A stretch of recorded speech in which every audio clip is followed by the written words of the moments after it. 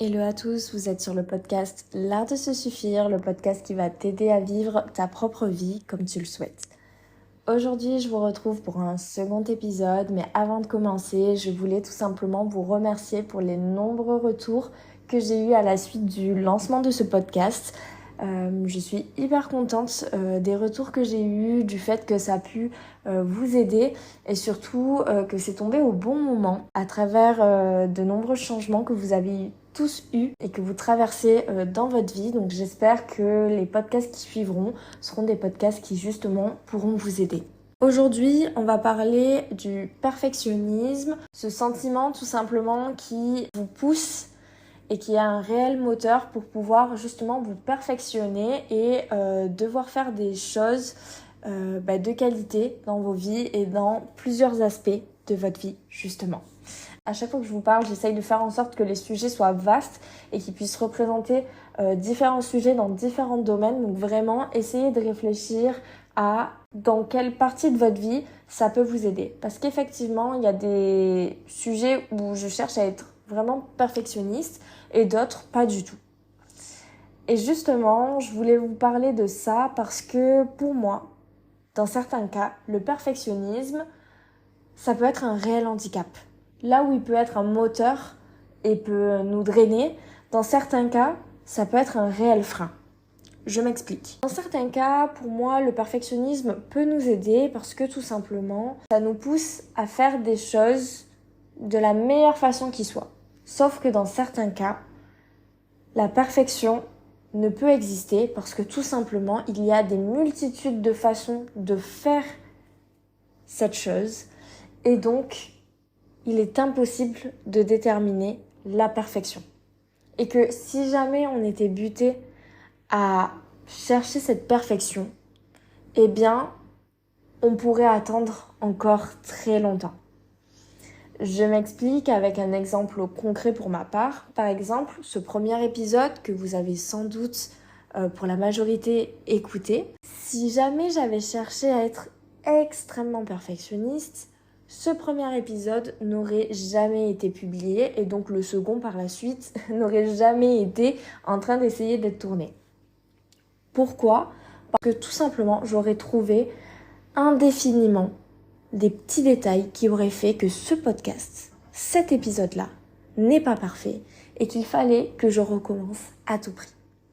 Que ce soit des mots auxquels j'ai trébuché, que ce soit des problèmes d'accord, des citations, des références que j'ai eues après coup, ça m'aurait poussé à me dire non mais c'est pas parfait.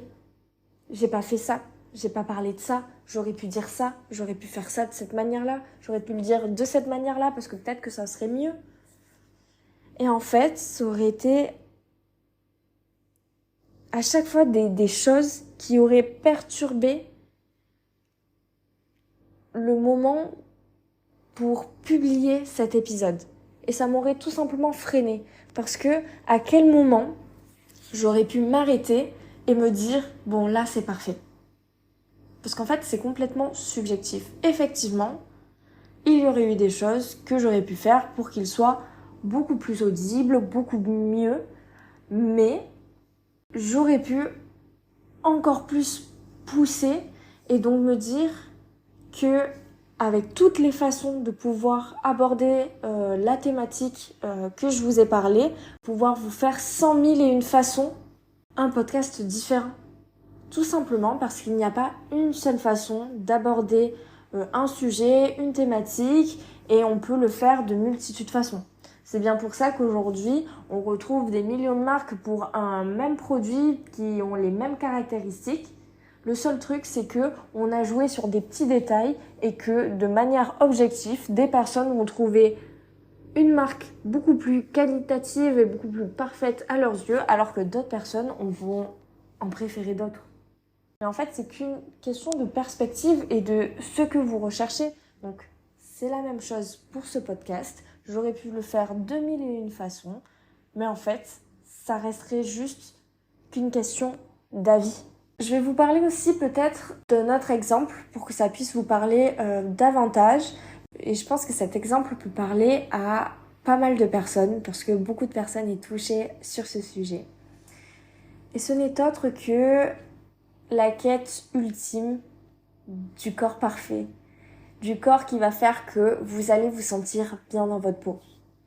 Qui ne rêve pas se sentir pleinement bien dans son corps, se sentir à l'aise, se sentir beau et fort. Fort peut-être pas pour certains, mais beau en tout cas. Peut-être que vous aujourd'hui, vous recherchez toujours un peu ce corps idéal, ce corps parfait, mais aujourd'hui je vais vous poser une question, et cette question n'est autre que, d'après vous, dans quelle mesure vous pouvez déterminer le corps parfait qui va faire que vous allez vous sentir bien. Qu'est-ce qui fait que vous êtes sûr que c'est ce corps-là alors que vous ne le possédez pas et que vous ne savez pas comment vous allez vous sentir dedans? Moi aujourd'hui, je pense que je serai en incapacité de vous dire dans quel corps je me sentirai totalement bien. Pourquoi? Parce que si je regarde un petit peu dans mon rétro avec tous les corps, toutes les variations de poids, etc. que j'ai eues dans le passé, eh bien, j'ai jamais été satisfaite. Et pourtant, j'ai fait moins de 50 kilos, j'ai fait plus de 50, j'ai fait même 60, voire même 70. Et je n'ai jamais été satisfaite dans aucun de mes corps. Pourquoi? Parce que je recherchais une perfection, en tout cas dans ma tête, plus ou moins définie, attention. Et au lieu de savoir si je me sentais bien, je voulais juste cette perfection. Et sans se préoccuper réellement de ce que je ressentais dans mon corps. Quand je faisais 50, voire moins de 50 kilos, je voulais être beaucoup plus fine que ça. Parce que je me trouvais grosse, je trouvais que il y avait des formes que j'aimais pas, que je voulais un petit peu effacer. Et au final, si je regarde bien, maintenant que je n'ai plus ce corps, en fait, je rêvais d'un corps que j'avais déjà. Je voulais un ventre tracé, plutôt dessiné, je voulais pas être trop formée, mais quand même pas trop être plate, entre guillemets. Et en fait, c'était tout à fait le corps que j'avais. Sauf que moi, je déterminais que c'était pas assez. Alors qu'aujourd'hui, je me dis, mais franchement, je ne vois pas la différence entre les corps que je rêvais et le corps que j'avais. Aujourd'hui, le temps a fait que j'ai eu beaucoup plus de forme, donc ce qui allait totalement à l'inverse de ce que je voulais. Et quand bien même certaines formes me dérangeaient, je me dis qu'avec du recul, j'en avais pas tant pris que ça, mais c'était vraiment ma sensation au niveau du corps qui faisait que je me sentais mal. Eh bien, ça m'empêchait pas pour autant de, quand je voyais une fille avec des formes, me dire waouh, elle a vraiment un beau corps, il est harmonieux, même si elle a des formes, elles sont totalement bien réparties à mon sens. Peut-être que si j'étais comme ça, je me sentirais bien. Mais en fait, la réalité, c'est que même en ayant des formes, moi, alors qu'elles sont plus ou moins bien réparties comme je l'admire chez les autres, je ne me sens pas bien, donc je n'ai même pas conscience que j'ai le corps que je souhaite rêver, plus ou moins, à certaines mesures. Je dis pas qu'à chaque fois j'avais le corps parfait, idéal, mais voilà, c'est vraiment pour vous dire dans l'optique que même si j'avais ce corps que je pouvais admirer chez les autres, ça ne faisait pas de moi quelqu'un qui me sentait bien dans mon corps.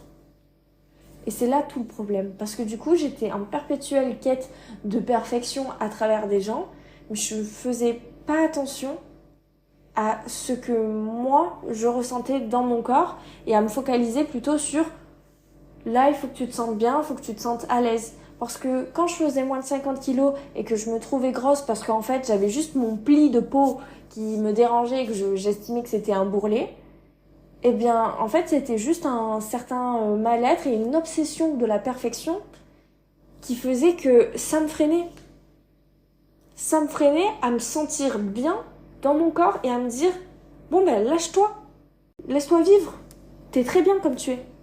Dans cet exemple, ce qui est intéressant, c'est que c'est pas juste une question d'apparence et de vouloir être belle à tout prix, mais c'est que des fois, on peut se freiner à faire certaines choses parce qu'on n'a pas atteint la perfection. Moi, je sais que avec les différents corps que je me suis jamais sentie vraiment à l'aise, je me suis énormément freinée pour plein de choses. Au-delà de se freiner à porter certaines tenues, certaines choses parce qu'on estime que ça nous va pas, qu'on ne veut pas essayer, etc. Donc tout simplement on est matrixé mentalement dans sa tête. Ça peut nous freiner dans certaines activités au quotidien. Pour exemple, il y a eu de nombreux sports que j'ai voulu pratiquer, mais que je m'estimais pas légitime de faire parce que tout simplement, je n'avais pas peut-être la force musculaire adéquate pour faire cette pratique de sport, ou alors que je me sentais justement pas bien dans mon corps et que j'estimais qu'il fallait un minimum être à l'aise. Pour donner un exemple, aujourd'hui ça fait un mois, un peu plus d'un mois même, que je pratique de la pole dance, où je me challenge à travers ce merveilleux sport qui allie autant la grâce et la force physique et musculaire, parce que je peux vous dire qu'il faut énormément de force pour pouvoir effectuer certaines figures. Et pendant longtemps, ce sport, j'ai voulu le pratiquer, mais en me bloquant, en me disant que justement, il fallait que je sois peut-être à l'aise avec mon corps pour pouvoir faire ce genre de choses et encore plus avoir une certaine forme physique pour pouvoir le pratiquer parce que ça me paraissait extrêmement dur. Donc effectivement, ce sport est dur, mais là où je me suis posé la question à l'envers, c'est comment veux-tu pouvoir être apte à faire ce sport si tu ne le pratiques pas pour progresser? Parce que là, en fait, juste tu te freines en te disant je ne peux pas le faire parce que j'ai pas de force. Ben, logique. Tu ne t'entraînes pas pour avoir cette force. Alors, oui, vous allez peut-être me dire, oui, ben, tu vas à la salle, tu t'entraînes à développer tes muscles des bras et tout. Ok, oui, mais c'est pas soulever quelques haltères qui va faire que je peux soulever mon poids de corps. C'est totalement différent. Mes muscles ne seront pas sollicités de la même manière. Alors quand bien même j'aurais pu soulever des kilos et des kilos pour pouvoir soulever la même quantité que mon poids de corps, ça ne demande pas la même intensité ou ça ne mobilise pas de la même façon les muscles. Je ne minimise pas du tout la musculation à proprement parler, parce que justement ça aussi c'est très bien, mais c'est que c'est une certaine pratique, une certaine façon d'utiliser son corps et ses muscles. Donc ce n'est pas du tout de la même façon. Et comment tu veux réussir si tu n'essayes pas? Eh bien tout simplement tu n'y arrives pas. Donc en fait, le fait de se freiner et de se dire bah, j'ai pas le corps pour, j'ai pas les muscles pour, je ne peux pas le faire, bah, ça va juste te bloquer à ce stade-là et effectivement tu ne le feras jamais. Et c'est là tout le problème. En fait, tu t'empêches constamment de faire des choses parce que tu es bloqué à un stade où tu te dis ce n'est pas parfait. Mais si tu ne t'entraînes pas, tu ne fais pas les choses pour arriver à mieux faire, tu n'arriveras jamais à la perfection. Tout comme pour le podcast, si je ne publie jamais et je n'essaye jamais de faire des épisodes de podcast parce que ce n'est pas parfait, parce que peut-être mon élocution n'est pas parfaite, si je ne m'entraîne pas à parler et à faire en sorte que mes podcasts soient audibles, je n'arriverai jamais à ce stade de perfection. Pareil pour le corps, pareil pour les relations humaines, pareil pour tout. Certaines personnes, par exemple, vont chercher des relations parfaites, mais en fait, elles ne savent pas tout simplement ce qu'elles recherchent. Et Le truc, c'est que des fois, faut se prendre des murs, faut forcer les choses pour pouvoir voir qu'est-ce qui bloque et comment on réajuste. Et c'est là tout le souci de la perfection. La perfection ne laisse pas place au réajustement. Et c'est là tout le problème. Donc, si je n'avais qu'un mot à dire à tous les perfectionnistes, c'est tout simplement foutez-vous la paix. Foutez-vous la paix et essayez. Arrêtez d'attendre que les choses soient parfaites pour pouvoir faire quelque chose et passer au step suivant. Mais faites-le et réajustez-vous. Sans ça, eh bien, vous serez bloqué. Bloqué au même stade et vous n'évoluerez jamais dans ce que vous voulez. J'espère que cet épisode vous aura parlé, vous aura plu. Si jamais vous connaissez des perfectionnistes qui se ruinent la vie avec des petits détails, n'hésitez pas à lui partager cet épisode. Et je vous retrouve pour un prochain épisode sur le podcast L'Art de se suffire. N'hésitez pas à commenter et à évaluer cet épisode sur Spotify, liker si jamais vous êtes sur YouTube et vous abonner pour suivre les prochains épisodes.